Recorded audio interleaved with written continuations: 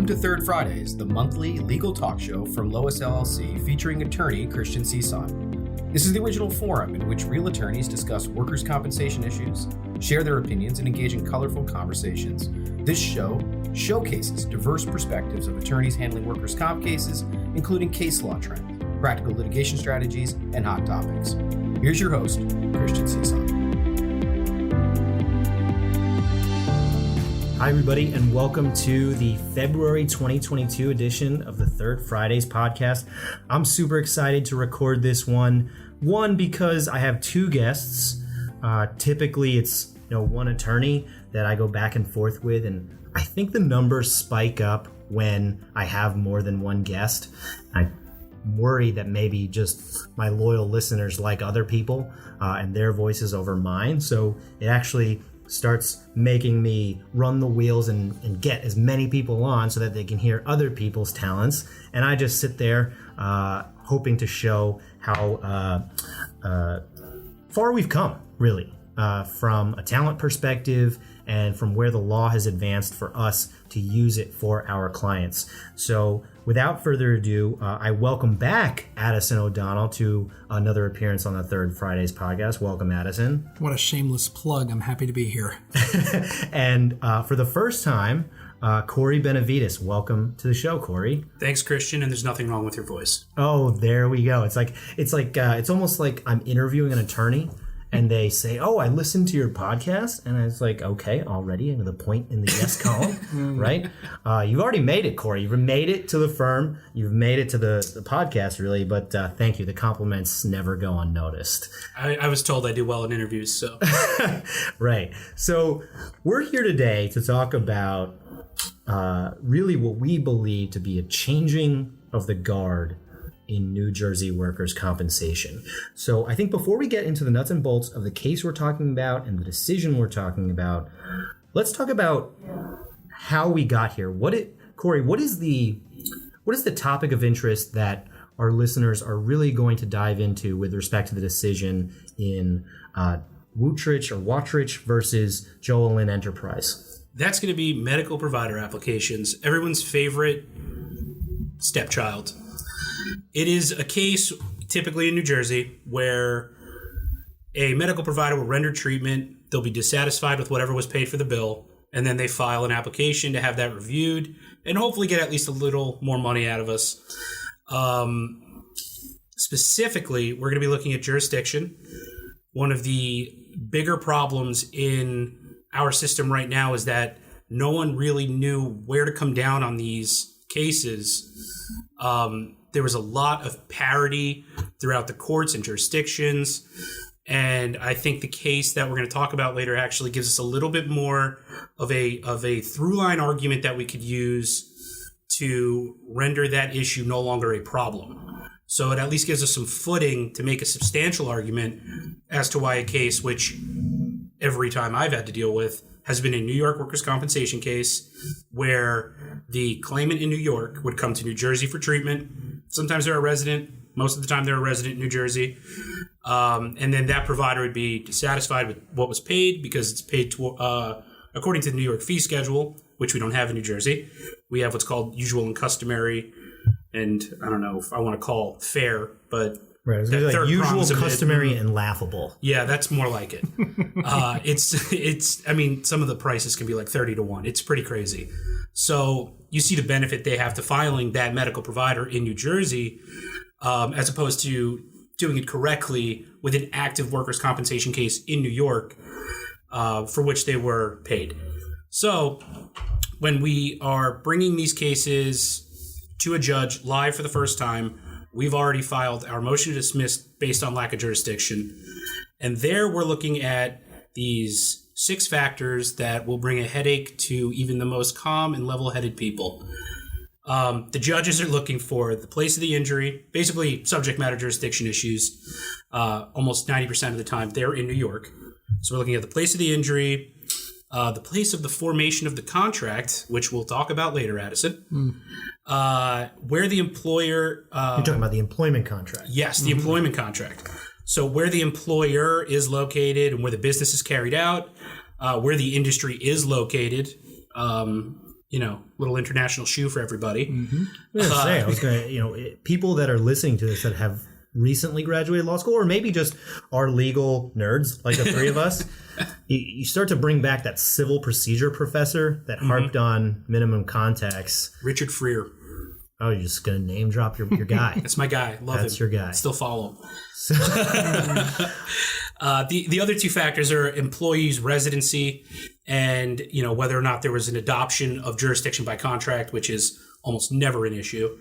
I'd say for the large majority of the jurisdiction medical provider applications that we have in New Jersey, we're looking at an employee that lives along the Hudson River, usually. Not in this case. And they will argue that the employment contract was accepted in New Jersey, and that right there would be enough for them to at least maintain jurisdiction to get past our motion to dismiss, and then we continue on as it would be a regular medical provider application. Judges are afraid to make a call sometimes. I get it. We can't ever really prove that contractual peg of this puzzle. There's really very few times you'll see like an employee's application or a signed letter of employment where it states where the person received it and accepted it. So, the petitioner or the claimant who's contacting them for a medical provider application. We tried, doesn't happen very often. Most of the time their case is over and done with. They want nothing to do with anybody. But they also don't have a vested interest in how much their doctor gets paid. Absolutely. They could care less. I guess in theory they could say, well, if my doctor doesn't get paid, maybe he or she won't treat me any longer, or as you'd like to hope that the Hippocratic Oath still pushes doctors to fulfill their duties to treat. But this is workers' compensation, not doctors' compensation. Right. I was expecting that line for sure. There we go. That was in the chamber, wasn't it? Absolutely. So we, in the normal course, right? In the normal course of this type of claim, it's a battle because the doctor is, well, I won't say purposely. Maybe sometimes purposely they're dragging the claimant across the river. We'll refuse to say that, but some of them do have offices in both states. I'll just say that. Right. So we're not going to attribute that, but whether or not it is purposeful, the argument still is maintained. There's Absolutely. A jurisdictional argument for saying, no, like this is a New York claim, and you were paid under the jurisdiction of the New York Workers' Compensation Board. Exactly. Right? And so we have clients, right, Cory, where the substantive file, the workers' compensation claim is handled by a New York litigation team, and then the doctor files this medical provider app, which is handled by our New Jersey litigation team. Yours truly. There you go. Oh my gosh. It's like I don't even have to pump you up. No. It's Again, a shameless plug. 100%. I don't even know if it's shameless. I'm going to say it's not shameless. I was being sarcastic. So, okay, Cory, you set the table. Now, for this case specifically, Addison, what were the facts behind it? And, obviously, I'm asking this question almost facetiously or rhetorically. Does Cory's argument apply to these facts? No, absolutely. So Cory pretty much set the table for me. We have a New York workers' compensation claimant who filed the case in New York, was injured in New York, and works in New York. Period. The claimant crossed the Hudson and had a surgery conducted by a doctor in the Garden State. This doctor then filed a medical provider application to the New Jersey Workers' Compensation Division. Pursuant to the standing regulations in New Jersey workers' compensation, a medical provider has the ability to file a document to the court, to the New Jersey Workers' Compensation Court, in order to obtain compensation that the carrier had not paid, or that the respondent, the employer carrier, had not paid. If it were an in-state, i.e. a New Jersey petitioner, a New Jersey injured worker with a New Jersey workers' compensation claim. That medical provider, if that medical provider is not paid, of course, can indeed file a claim petition pursuant to the standing regulations. That is not what's going on in this case, though. And this is the insidiousness behind, why a medical provider would want to file a claim petition in New Jersey Workers' Compensation Court. You kind of like have your cake and eat it too. Absolutely. So essentially, as it arises from this case, we have New York, which has a prescribed fee schedule for certain surgeries, treatments, and whatnot, and it's regulated by the state. It's regulated by the board. It's regulated by the medical director's office. There's an entire structure within that compliance system. And then we have New Jersey under this squishy, usual, customary, and quote-unquote fair standard. So essentially, here's what's going on in terms of the argument. Actually, usual and customary doesn't even imply fair, right? No. Because you could have a sample size of unfair, prices for procedures and treatments, and as long as that gets repeated, they're almost controlling the mechanism or the amount that they paid by, having all their buddies from medical school just charge the same amount. That's true insofar as the context of payment. So if last year it was, for example, $1 and next year it's $30, right? And times that by 1,000. Maybe last year it was $1,000. This year it's $30,000. If it shocks the conscience, even if it is usual and customary, it could be reduced in some way. We could litigate on that. So context is what creates perspective here in terms of fairness. So in terms of the argument, though, in terms of how do we attack an out-of-state workers' compensation claim and an in-state, and when I mean in-state, I mean New Jersey, an in-state medical provider application referable to that out-of-state claim in New York?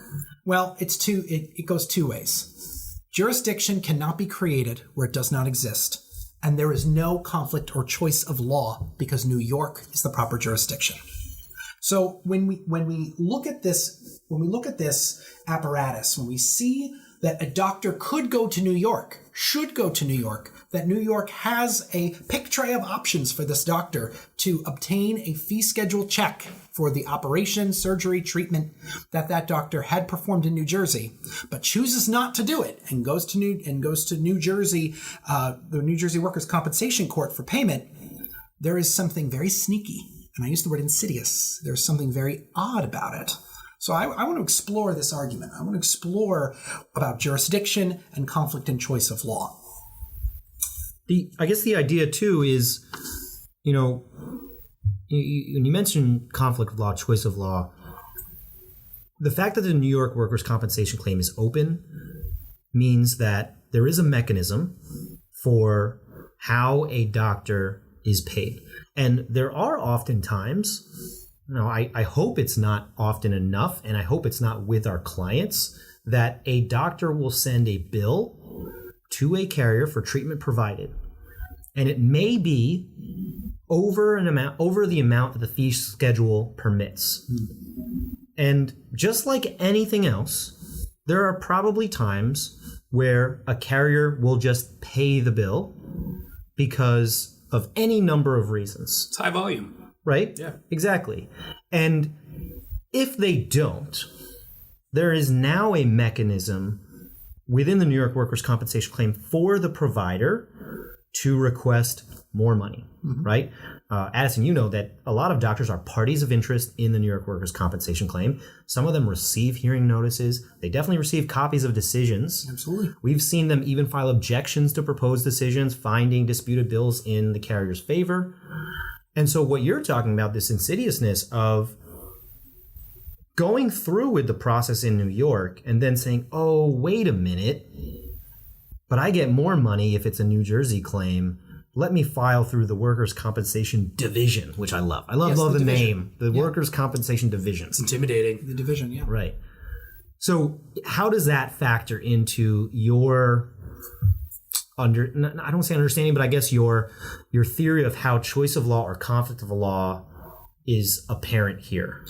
Sure. So jurisdiction cannot be created by implication, by estoppel, by waiver, by just wanting for it to be in existence, right? It must be explicit.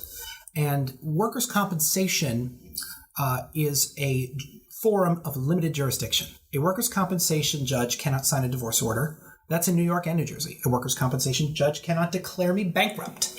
That's in New York and New Jersey. A workers' compensation judge can't evict a tenant out of an apartment. Jurisdiction is explicit. Indemnity benefits as wage replacement, medical treatment and payment thereof, settlement considerations, and attendant third-party considerations as well. And so when we look to the Workers' Compensation Act in New Jersey, right, and you want to talk about division versus the board, right, with New Jersey and New York, the law in New Jersey is called the Act. The Act, and in New York it is the law. So when I refer to Act and division, it's New Jersey. When I refer to board and law, it is New York. So the 2012 amendment, and Cory, you could speak to this as well, was amended and did not confer explicit jurisdiction to medical provider applicants, to those who wish to bring forth a claim in this kind of context where there's an out-of-state workers' compensation claim. This act did not contemplate this. It did not enable or confer this kind of standing to a medical provider applicant. And as such, jurisdiction cannot be formed. It can't be formed from the Larson factors, from the Macroney case. It can't be created where it does not exist. And so when we talk about choice of law and conflict of law, there is no conflict. And honestly, there's no choice, right? Again, it's workers' compensation, not doctor's compensation. The doctor's not the plaintiff here. The doctor is like an interpleader. The doctor is an attendant party who cannot necessarily initiate a case from his or her own fruition. And when I talk about the conflict or choice, it really goes back to the proper jurisdiction is the originating state in which the workers' compensation claim was filed. Okay, so how did this case progress, right? We have a situation just as you guys have outlined. How has this New Jersey court dealt with it leading up to this amazing decision? Because obviously we're not having a podcast episode to talk about a bad result here. So was there a trial? Was there preliminary conferences? How does this process go through the New Jersey courts? So this one was the result of our motion to dismiss for lack of jurisdiction. Judge Leitner wanted to have the parties brief the issue in depth and actually render a decision, which does not happen very frequently. They might have some conferences regarding, have we discovered where the contract was formed yet? No? Okay, adjourn 2 cycles. That happens constantly. This was a much more formal, rigid motion hearing with briefing on both sides where the parties were actually able to eloquently, Addison, thank you, craft these briefs to not only go into detail of the facts of the case, but also really make an argument as to why one unpublished decision in the same jurisdiction shouldn't apply, the Solis case. And, I'm sorry, Spiros, not Solis, Spiros. And that was basically giving the judge the fuel he needed to actually bring down a decision based on logic, not necessarily strictly based on these factors that we see that are constantly talked about. And I think that is a larger issue that no one ever really broaches. And I got really giddy when I was reading your brief because you kept that constant string of keep this in perspective. Yes, these are factors. Yes, these are important.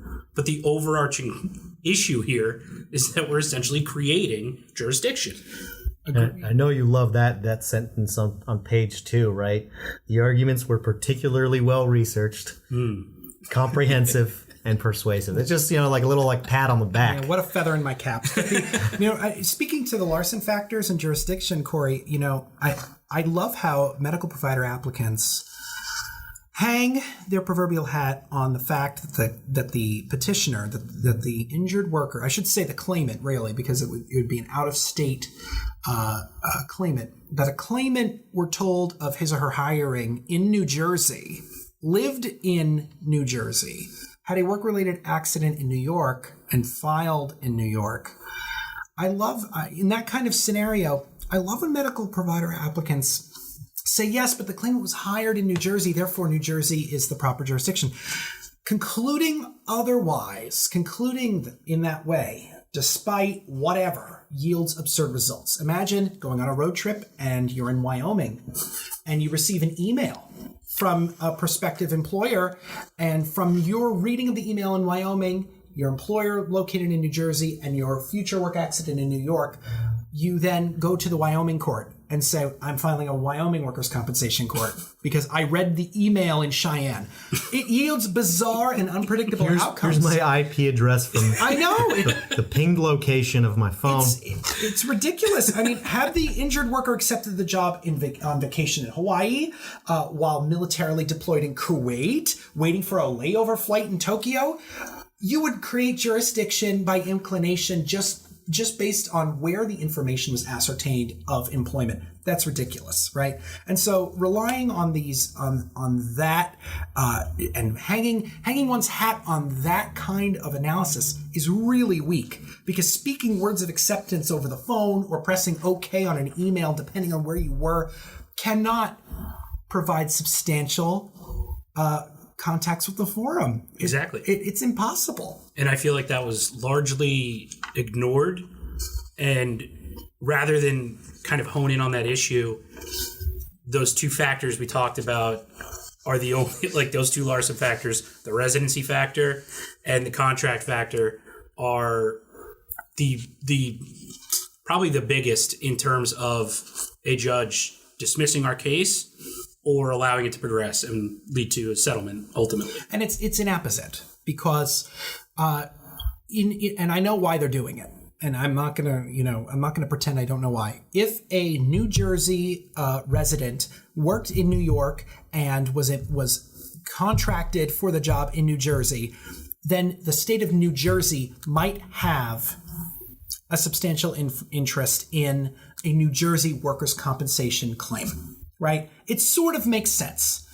However, it's inapposite here because a New York claimant works in New York, employed in New York, gets hurt in New York. New York has the substantial interest. Doesn't matter where the claimant lives. The claimant could be in Timbuktu for all we care.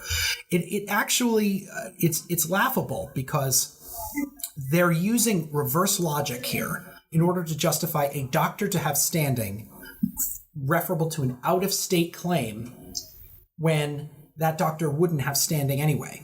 So I'm baffled that a medical provider could certify on a claim petition, can in good conscience certify through counsel or what have you, that they believe that there's jurisdiction here when it's almost laughable. It's shocking. Well, they're doing it because they haven't had a decision like this prevent them from doing so, right? Yeah. And it's like you give a mouse a cookie, right? The whole idea of having this long line of situations occur and occur and occur and occur. And now this case comes down. I mean, we're talking about a law judge that's citing states' constitutional duty to give full faith and credit to the compensation statutes of other states. I mean, you're talking about well-researched legal scholarship. This is stuff that actually takes you back to being called on by a professor in law school with the Socratic method, like all these principles that you never actually think would come up in a real case. And, we get to this point where the decision says there is no evidence presented here to suggest that the claimant or the petitioner performed his duties anywhere other than New York, nor that he was stationed anywhere other than New York. While one can assume orders and support came from the employer's headquarters in New Jersey, such is not enough to establish localization of the duties in New Jersey. And the judge, I think, does a good job of trying to understand the doctor's point of view. He actually says, it is intellectually tempting to adopt the reasoning that New Jersey has a substantial interest in claims medical care provided within the state. Because you're right, you're saying that you can, it kind of makes sense. If a state acquires taxes from its inhabitants, then it wants to also take care of those people. Right. But we get to the point where, enough is enough, right? And how does the court find that way? I think that they actually just use a little bit of common sense. And what's the subtext here? The subtext is what is not written in the text, but what is implied based on the decision. We discourage forum shopping. The provider cannot be dissatisfied with a potential lesser remedy in New York and attempt to claw into New Jersey for a better one. That's the subtext. And the judge doesn't have to write that, right? This is what's underneath the decision, what is actually at the heart of this case, right? And Cory was talking about how this isn't a usual way of addressing this issue all the time, right? Which is kind of why it's a little bit surprising. So now, we're getting to the point of, if we're down this road, we have a chance, because this isn't happening under the normal course of and then the opinion ends by almost, I don't want to say admonishing, but it just says, hey, in this instance, the provider certainly knew this was a New York case. Thus, even if New Jersey did have jurisdiction, it appears that under this factual scenario, it is likely that New Jersey would find New York's fee schedule to be the usual, customary, and reasonable payment, and no additional relief would be provided in any event. Mm-hmm. That's my favorite part. Mm-hmm. That will be in every brief I file for a motion to dismiss for lack of jurisdiction going forward. I'm highlighting that one. Right, because that is perfect. You're connecting like the difference in how the law is adjudicated on this issue in both states. And the judge is saying, yeah, we have usual, customary, and quote-unquote fair. But what that is for a New York claim is the fee schedule. Exactly. Mm-hmm. And no New Jersey doctor, medical provider. I shouldn't say doctor because medical provider is everything. But they shouldn't be shocked. They shouldn't be surprised. They shouldn't be confused when there's a New York workers' compensation claimant crossing the river, right? Everyone and seeking treatment in New Jersey. The claimant's case bills to the appropriate carrier, right? The appropriate carrier for a New York workers' compensation claim would be a New York carrier, and there's a significant paper trail that exists in terms of treatment. And I really do feel, ultimately, that there is no question of law here. And this irks my brain, this hurts my heart, that there is an entity that is using a regulation for standing in order to obtain a relief that makes no sense in creating jurisdiction where there's none. Well, maybe not as much anymore because of this. So, which kind of leads me to the next point, right? What happens next here, and what is the next step for this case? And obviously, we are going to pump this opinion in our current cases because now we have real opinion, real gravitas behind our arguments, right? It's not just us storming the castle; it's someone else being like, they should storm the castle, right? So. What happens next? I'll be filing a lot of supplemental certifications very shortly to include this argument, this decision, and again, to maybe pull back away from these factors so much and look at it logically, that why would we allow this jurisdiction to create itself when the claimant has already filed a case in New York? We have tons of these cases. And I can't wait to go through them, because anything with a similar fact pattern like this, I don't logically see how another judge can read this decision and not agree.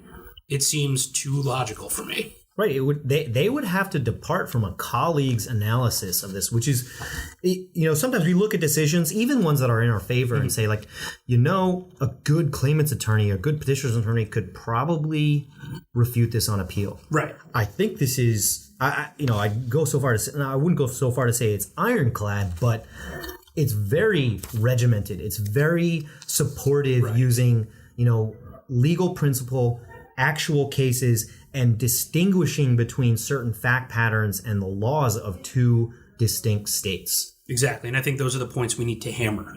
And I think using those arguments, it really leads you down one road unless you really want to distinguish yourself for maybe it's an argument I haven't thought of. I didn't see Addison come up with an argument against his own, just, to defend it. Because, I don't know, logically, I just don't see it. No, and look, it boils down to a challenger, someone who goes to the court, bears the burden to prove his or her case. I can't just walk into a courtroom and say, Judge, I want this. And the judge say, okay. The judge is going to say, why do you want this? What is your basis for wanting it? Cite to other precedent in which we can rely upon.